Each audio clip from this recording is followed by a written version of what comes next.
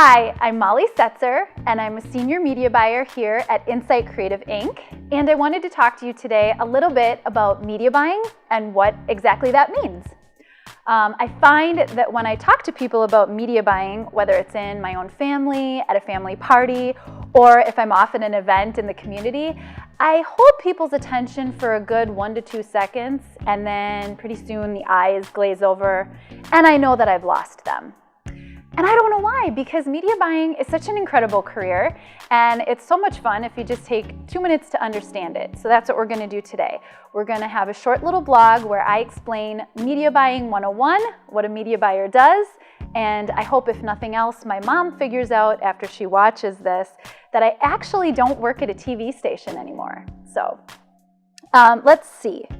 I think before we begin, we should talk about media in general. That's a term that I think we toss around and we know what it means for the most part, but breaking it down just a little bit further, I'd like to say there's 2 types of media that you should be aware of. So there's your traditional media, and then there's your non-traditional or new media. So your traditional media is going to be things that you think of like television commercials, radio commercials. Maybe it's a direct mail piece, something you find in your mailbox. It's a print ad in a magazine or a print ad in a newspaper. That is traditional media. Then on the other hand, you have non-traditional media, and that's the sort of thing that has a platform, an online platform. So for example, Facebook, Twitter, Pandora, Spotify, any of your ad networks, those are all going to be considered your non-traditional new media. Before I dive into media buying a little bit further, I want to use an analogy.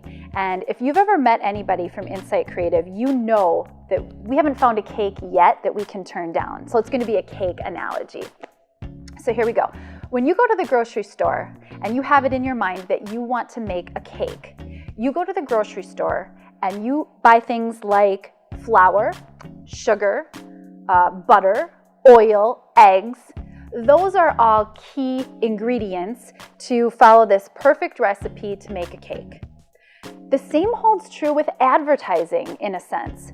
When you are a business owner or somebody working for a large business in their marketing department, you want to follow a recipe of the perfect advertising plan for your product or for your event or whatever service line you're promoting, and that can be really difficult to do.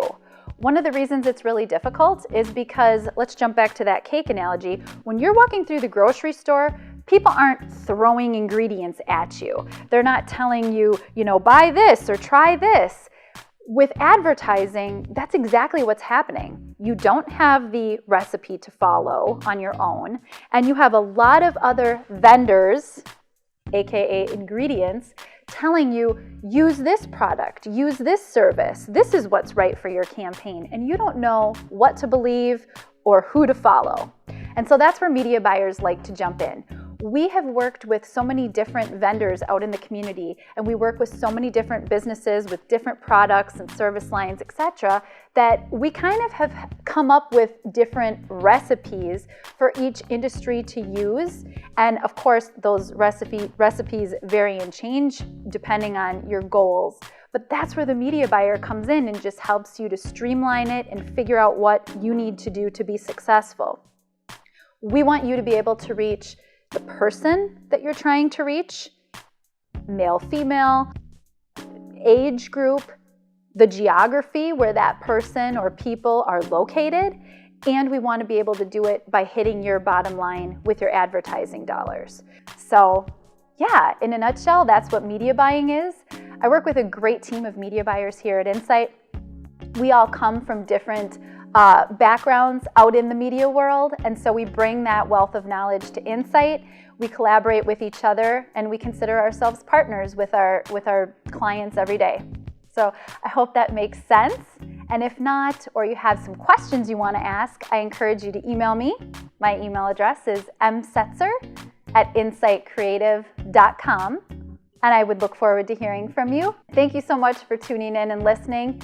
And Mom, if you're watching, I hope this makes it perfectly clear that although he is incredibly handsome, I don't work with bill charts.